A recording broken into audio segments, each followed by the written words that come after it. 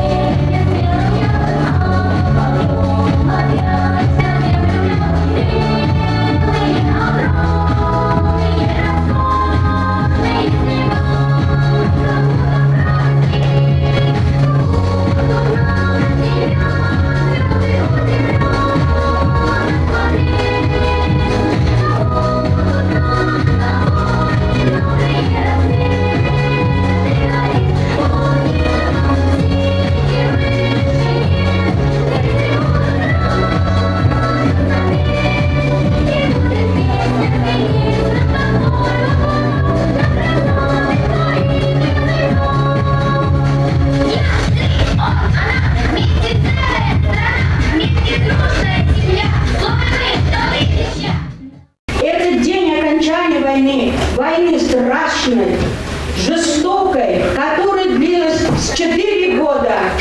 А началась она воскресным утром, когда люди отдыхали, занимались своими делами, купались, делали свои домашние дела. Но вдруг по радио объявили, что началась война.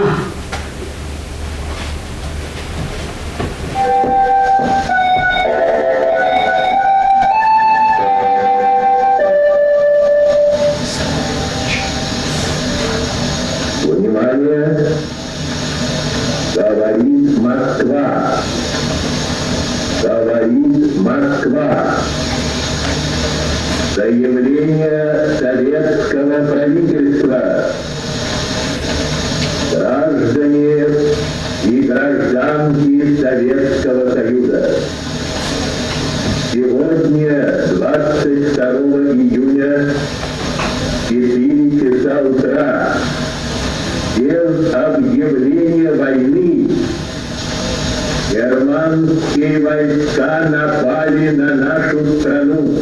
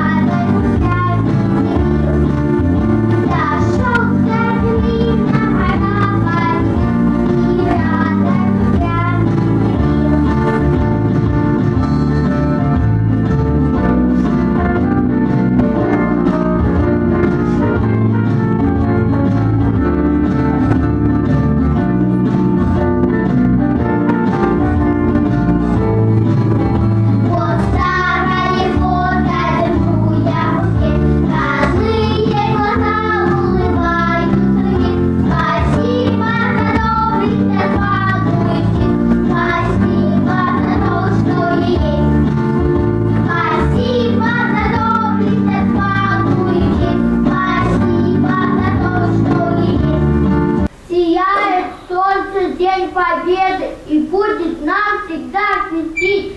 В боях жестоких наши деды врага сумели победить.